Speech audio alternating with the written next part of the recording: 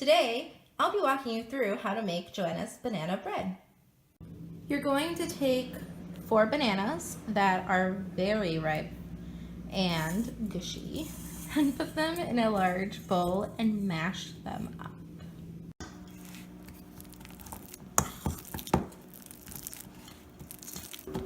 So the bananas are all mashed up now, and it smells amazing. You could smell the banana aroma in the air, and the sweetness and the juiciness. It looks just like baby food, and it's really hard to not just eat it up now. To this, I am going to add 3 large eggs. I am also adding in 3/4 of a cup of vegetable oil,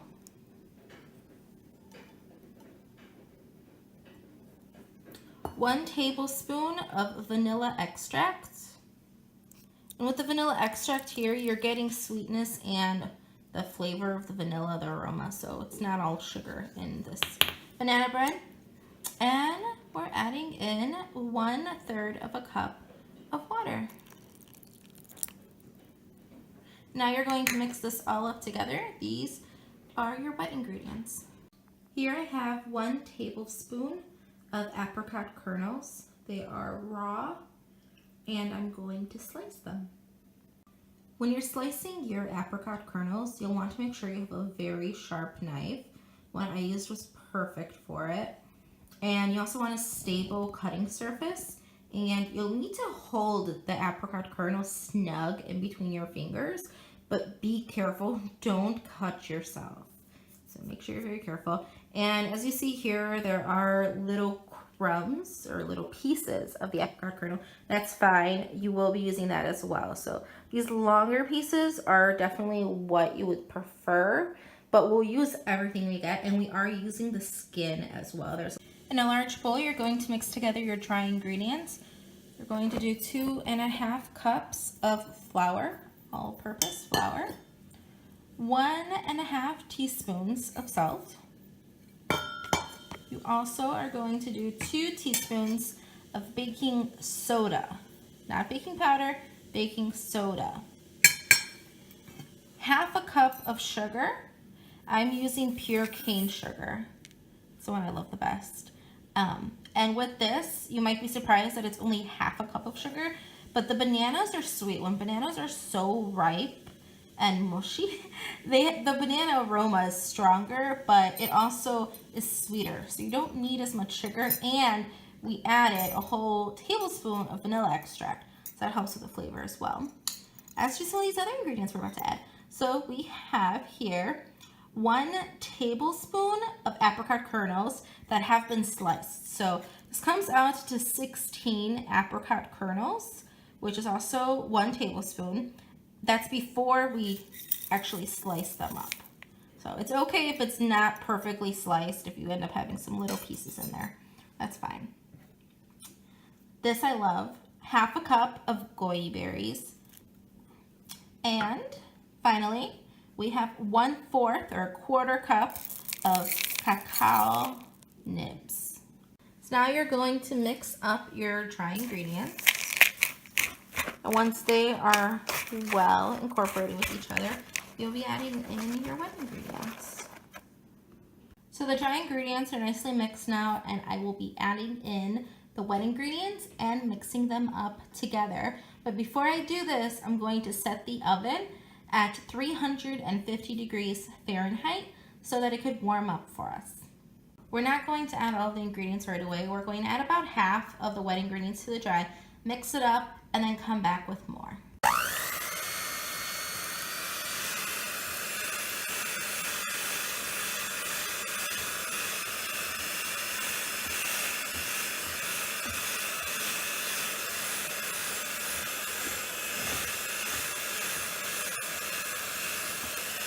You want to make sure that you do not over mix your batter, because then you will have tough bread, and you don't want tough bread, but a nice, moist, fluffy banana bread.